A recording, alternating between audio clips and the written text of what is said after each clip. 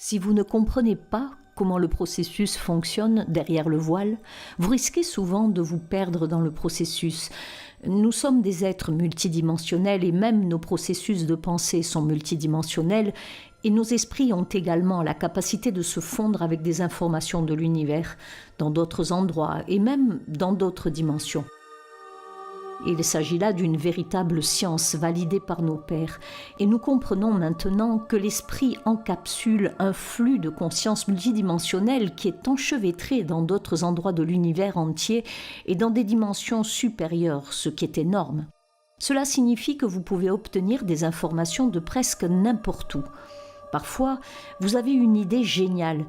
Mais ce qui s'est vraiment passé, c'est que vous avez téléchargé cette idée, que l'information existait déjà, que vous étiez sur les mêmes fréquences que cette information et que vous avez pu la capter, la télécharger et que vous avez eu la chance de pouvoir la discerner. C'est pourquoi lorsque vous avez de bonnes idées, vous ne devriez pas vous contenter de dire « Oh, c'est une excellente idée » et de l'oublier dans les 5 minutes qui suivent, de vous éloigner et de ne même pas l'écrire et de ne plus y penser.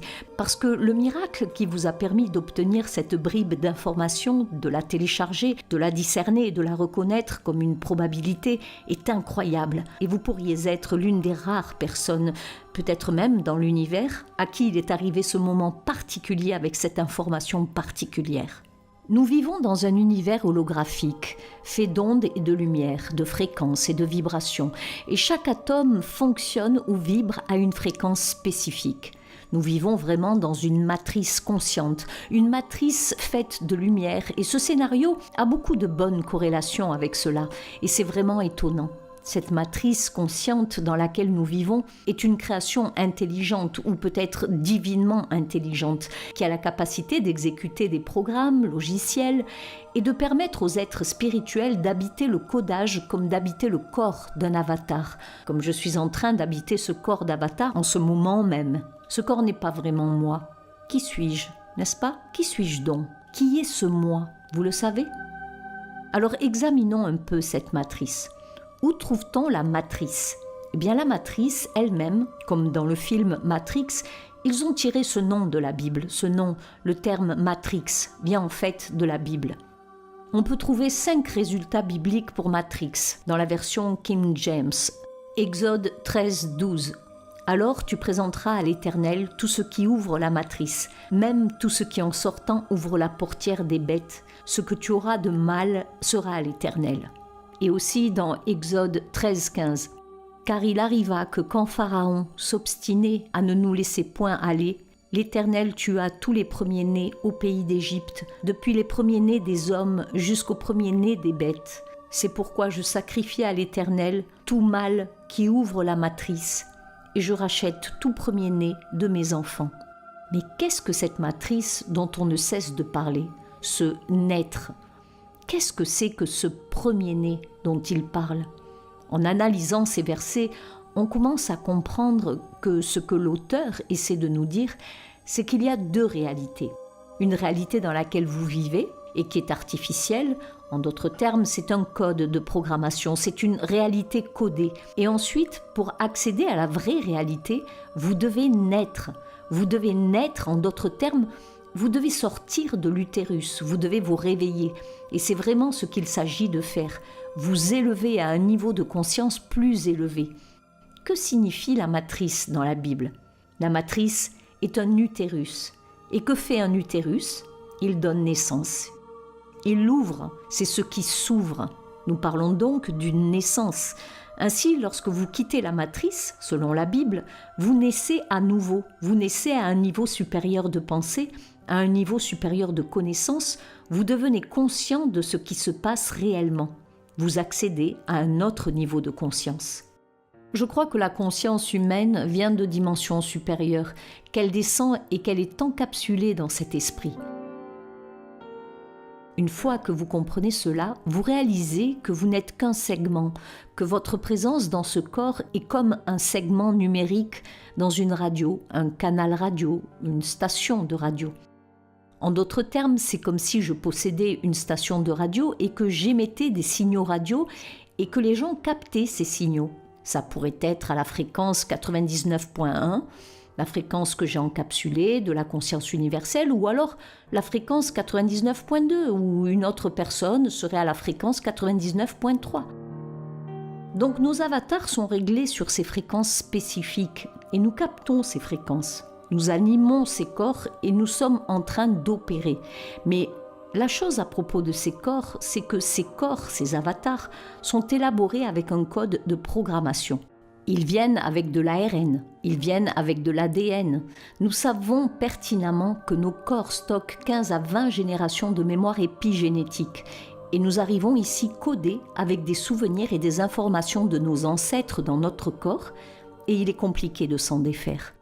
Une autre chose intéressante à propos de notre réalité est que dans cette troisième dimension, ce que nous considérons comme de la matière solide, eh bien ne l'est pas en fait. Nous vivons donc dans cet état illusoire de la troisième dimension où la matière solide est réellement solide qu'en fonction des illusions d'un hologramme projeté par notre esprit. Je m'explique. En physique, on a découvert que tout ce qui existe dans la troisième dimension existe en tant qu'ondes. Nous ne pouvons pas les voir parce que nous ne voyons qu'un petit pourcentage du spectre lumineux. Mais ce sont des ondes de lumière et ce que je veux dire est que tout existe sous forme de particules, d'atomes, de quartz, de leptons, etc. Tout existe en tant qu'ondes de lumière. Bien, ce qui se passe, c'est que lorsque un observateur conscient ou une conscience interagit avec ces ondes, celles-ci se transforment en matière solide. Ce que vous voyez ici est la première photo d'une particule qui est en train de passer du stade d'onde à celui de particule. C'est ce que l'on appelle en physique quantique la dualité onde-particule. Ainsi, en physique et en chimie, la réalité onde-particule soutient que la lumière et la matière présentent des propriétés supérieures à celles des ondes et des particules, un concept central de la mécanique quantique. La dualité répond à l'inadéquation des concepts conventionnels tels que ceux de particules et d'ondes pour décrire de manière significative le comportement des objets quantiques. L'idée de la dualité est enracinée dans un débat sur la nature de la lumière et de la matière qui remonte aux années 1600, et nous le savons depuis très longtemps. Isaac Newton et Christian Hawkins en débattaient à l'époque, mais aujourd'hui, enfin, nous avons la confirmation que rien n'existe vraiment ici, à l'exception de la conscience. La conscience est ce qui est vraiment ici. Et ce qui est intéressant, c'est par exemple le fait que je puisse prendre ce bocal. Vous voyez, je tiens ce bocal dans ma main. Vous le voyez, je tiens un bocal. Mais la seule chose qui empêche ma main de passer à travers ce bocal, c'est que comme nous le savons, les atomes sont essentiellement constitués d'espaces vides. Ce qui se passe ici, c'est que les atomes de mes doigts, la fréquence électromagnétique autour des atomes de mes doigts, repoussent l'électromagnétisme des atomes de ce bocal. Et donc ce qui se passe, c'est je pense que je tiens ce bocal, mais je ne le tiens pas. C'est le résultat de la répulsion du champ magnétique. Si je déphase la fréquence atomique de la vibration des atomes de ma main, je peux la faire passer à travers ce bocal, ainsi que le liquide qu'il contient. Et cela sans problème. Ma main serait même mouillée. Je la ferai passer à travers. Nous savons donc que ce qui est ici est vraiment illusoire. Mais l'avantage de savoir cela est de comprendre qu'il y a une superposition. Tout n'existe qu'en tant que probabilité jusqu'à ce qu'elle collapse en une réalité. C'est ce qui est important dans ce que je dis. Votre réalité n'est pas fixe. Votre destin n'est pas codé et fixé. Il peut être changé. Il peut être modifié. Nous vivons dans un hologramme projeté. Nous vivons dans une création. On le retrouve dans la Bible, le Coran, les tablettes sumériennes. Nous vivons dans un univers créé. La supersymétrie et la gravité quantique ont été découvertes par le professeur James Gates de l'Université du Maryland. Il a découvert avec son équipe de physiciens que nous vivons dans une matrice de programme et que le code qui permet à cette matrice de se former et de fonctionner est exactement le même que celui qui fait fonctionner les moteurs de recherche et les sites web sur votre ordinateur et votre téléphone. Nous vivons dans un code. Cela n'est pas très étonnant. Ce qui est en haut est en bas. Nous avons dupliqué ce qui est déjà à l'intérieur de notre système de traitement. Nous l'avons simplement reproduit en créant un site web, en créant un site internet. Vous savez, en créant des téléphones qui fonctionnent avec le même codage et la même programmation. C'est un type spécial de codage appelé code correcteur d'erreurs. Et nous vivons exactement dans le même système d'un point de vue biologique. Mais tout, y compris notre corps, existe en tant qu'onde de vie. Si vous n'êtes pas chez vous et que vous ne regardez pas votre maison, celle-ci n'est qu'une onde de probabilité. Cette onde a une fréquence spécifique. Ainsi, lorsque vous la regardez ou que quelqu'un d'autre la regarde, ces ondes se concentrent sur cette même fréquence. Et cette fréquence est verrouillée dans une forme particulière et spécifique de la structure. Nous pouvons donc tous identifier le même type de structure lorsque nous la regardons. Quand vous me regardez, je me transforme. Nous transformons notre fonction en ce corps d'avatar qui a une apparence très similaire. Et peu importe qui me regarde, même si les gens voient les gens légèrement différents, je suis très similaire, peu importe qui me regarde. Parce que la fréquence qui crée ce corps avatar se transforme. Nous devons apprendre à conditionner la nature de notre réalité. Alors nous devons comprendre certaines choses. Nous allons parler de l'expérience de la double fente. Nous devons comprendre que cette expérience a été réalisée au hasard. Voyons à quoi ressemblent des particules microscopiques sur la paroi arrière d'une boîte si nous les tirons à travers une fente juste pour que nous puissions analyser ce qui se passe quand elles ont un impact contre la paroi. Quelque chose de dingue se produit. Tout d'abord, ils ont commencé à tirer des particules isolées à partir d'un petit pistolet microscopique à travers cette fente. Lorsqu'ils les ont tirés à travers la fente, ils se sont dit « D'accord, une fente crée un modèle numérique ». Puis, ils ont ajouté une deuxième fente. Ce qui est intéressant, c'est qu'une forme d'onde signifie que la particule qui a été tirée par le petit pistolet s'est transformée en une onde lumineuse, une onde de potentiel. Elle a ensuite interagi avec elle-même et a créé un motif d'onde sur le mur du fond. Les scientifiques se sont alors dit « Comment est-ce possible de tirer sur des morceaux de matière solide et de créer un motif d'onde ? Ce n'est pas possible. » Ils ont donc pris une minuscule caméra microscopique qu'ils ont placée dans l'appareil de visualisation pour voir ce qui se passait. Lorsqu'ils ont placé l'appareil de visualisation pour vérifier ce qui se passait, c'est là que ça devient intéressant.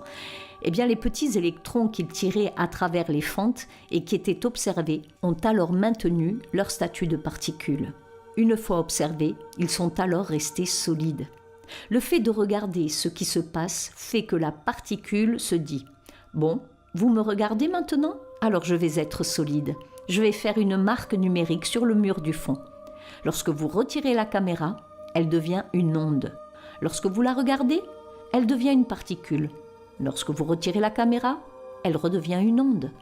Qu'est-ce que cela signifie ? Cela signifie deux choses.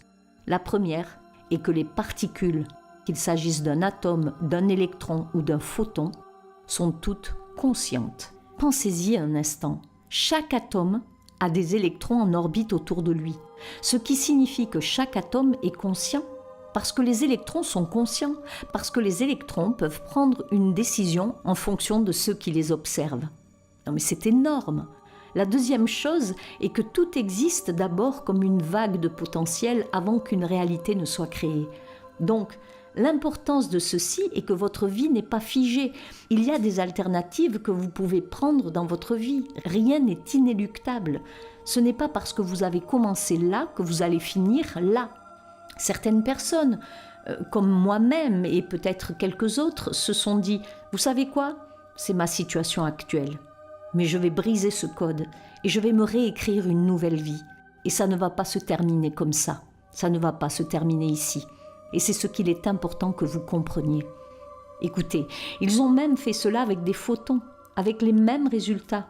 Ce qui nous montre que les particules sont conscientes. Les particules sont réellement conscientes. Et si vous comprenez ce que cela signifie, vous allez tout traiter avec respect. Pourquoi ? Parce que tout est fait de particules et d'atomes, n'est-ce pas ? Ce que l'homme a réussi à faire, c'est que nous avons trouvé un moyen ingénieux d'empiler des atomes. Nous prenons des atomes et nous les manipulons. Nous les déplaçons comme des blocs de Lego. Ce téléphone que j'ai dans la main en ce moment n'est rien d'autre que des éléments empilés, des atomes empilés de telle sorte que cela en fait quelque chose que je peux utiliser comme un appareil appelé téléphone cellulaire. Le fait que nous n'avons pas créé les atomes, ils sont là depuis le début des temps.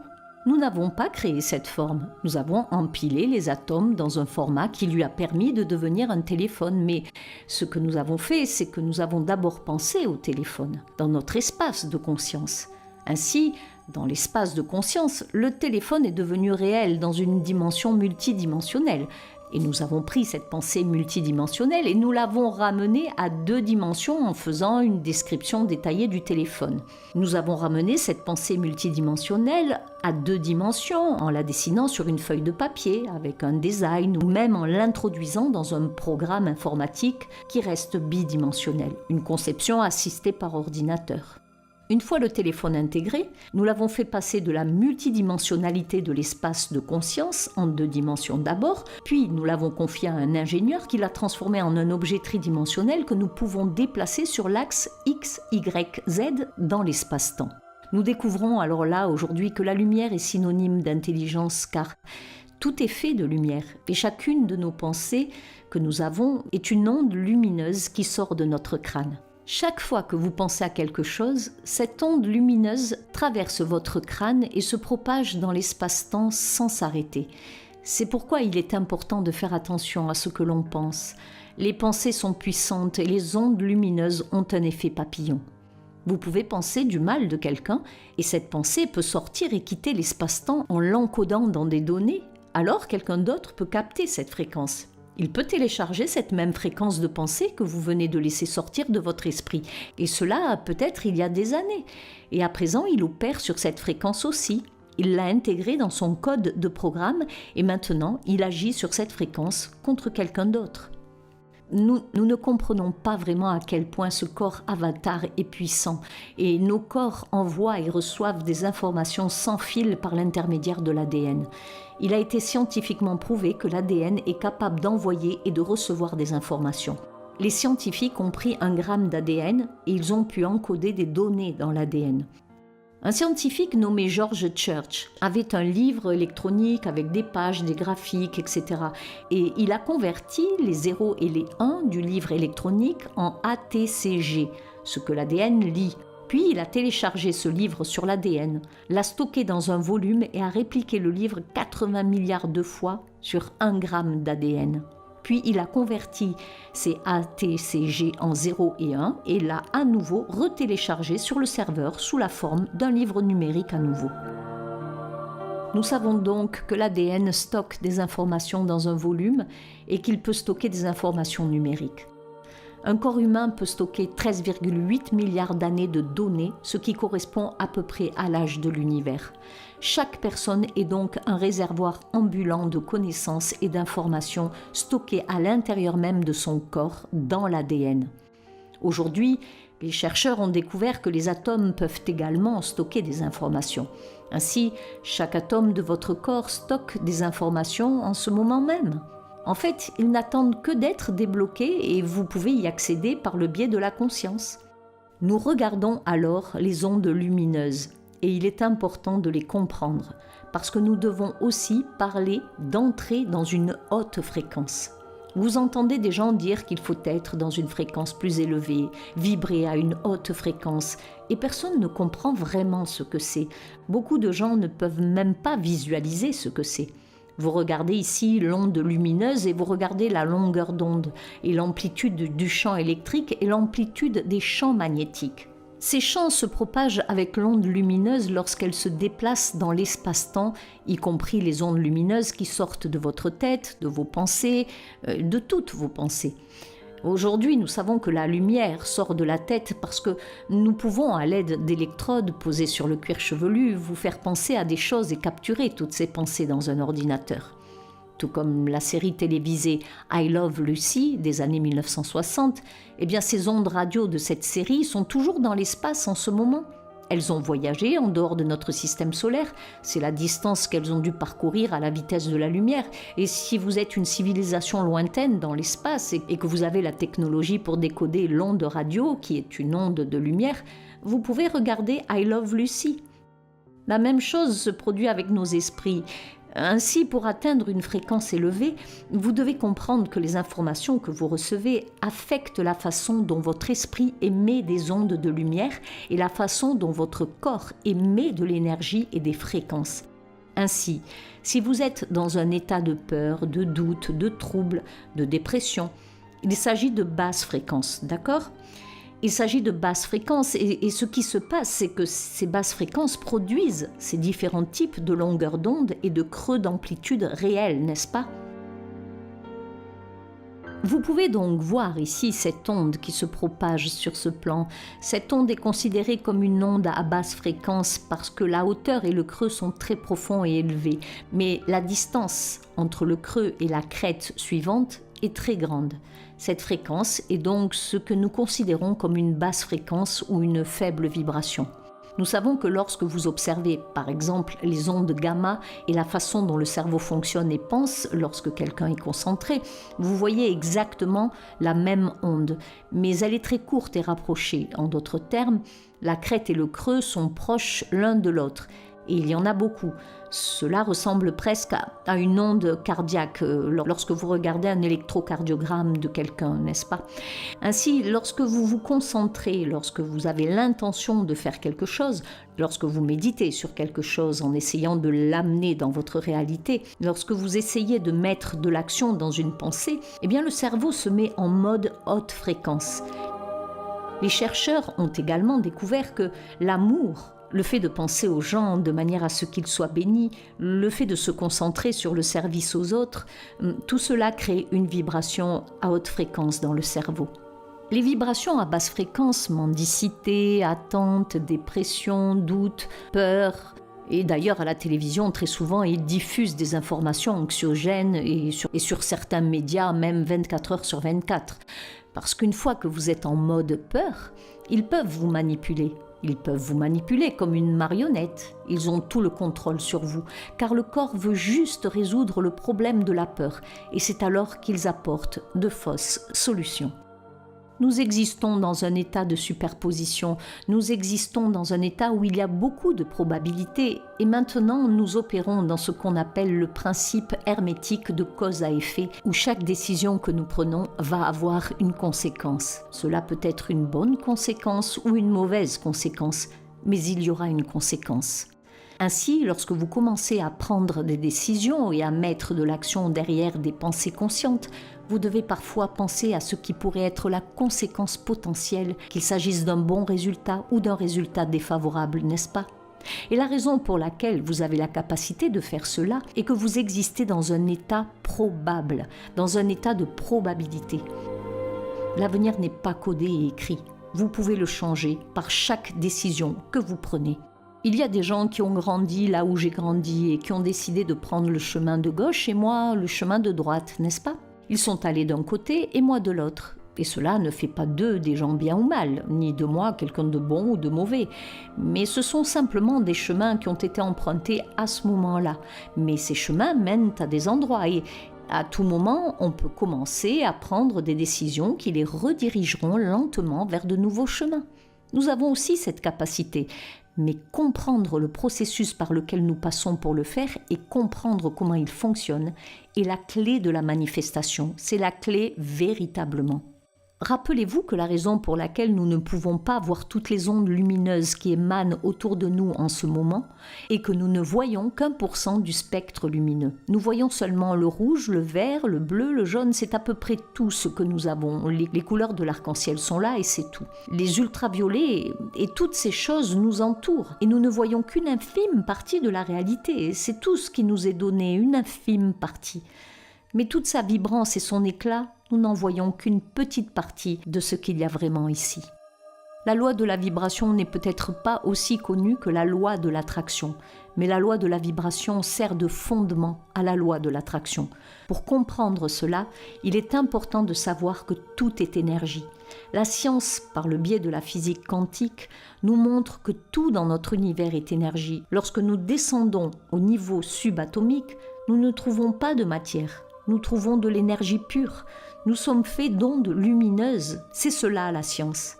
Il est important de comprendre ce qui se passe ici parce que lorsque vous vous lancez dans la manifestation et que vous comprenez que nous devons nous synchroniser avec l'information, nous devons nous synchroniser avec la réalité que nous voulons. Par quoi ? Eh bien par les ondes lumineuses. La manifestation n'est pas seulement une croyance. Beaucoup de gens pensent que la manifestation est une croyance.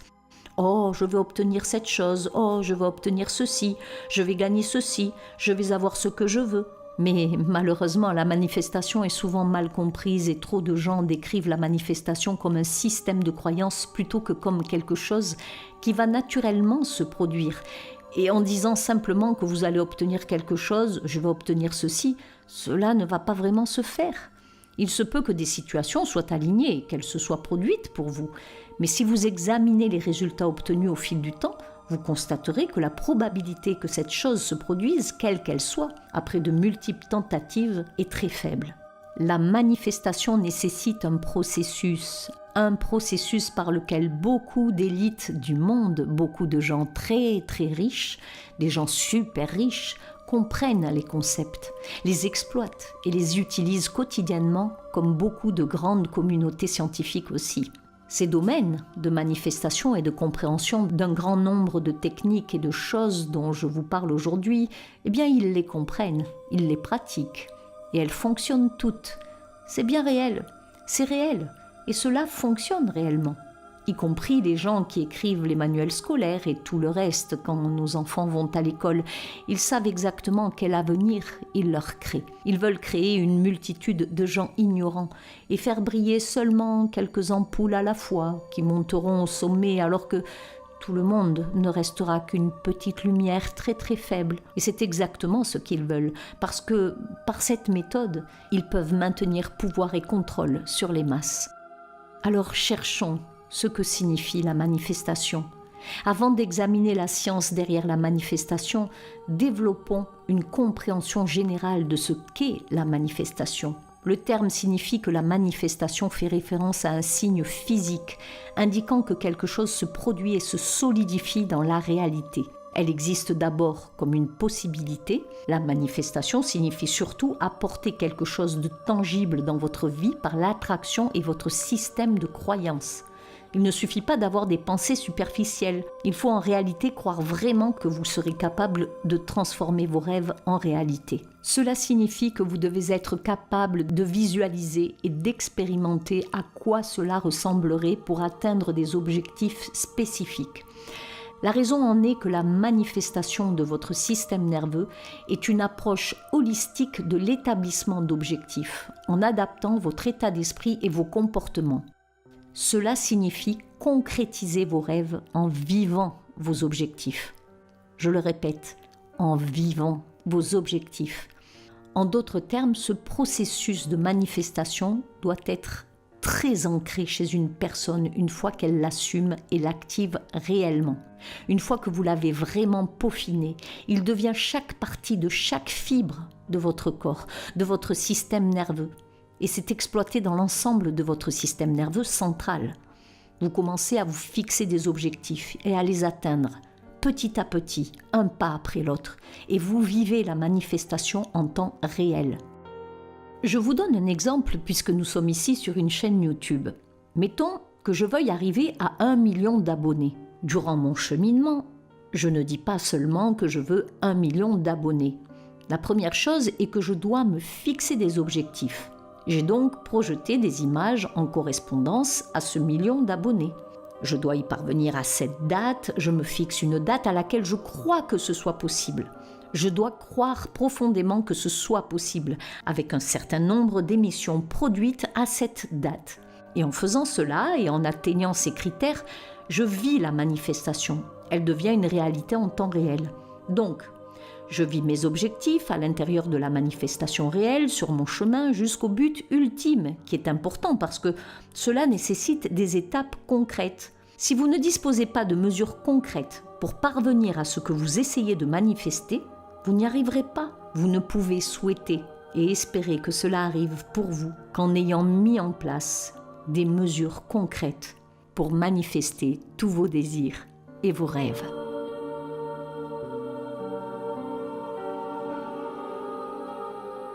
Si ce documentaire vous a plu et que vous désirez soutenir mon travail, alors je vous invite à vous reporter dans la section description sous cette vidéo où vous trouverez les liens permettant de me soutenir. Ce sont vos dons et votre générosité qui me permettent de continuer à produire du contenu gratuit sur cette chaîne. Merci pour votre confiance, bien à vous et à très bientôt.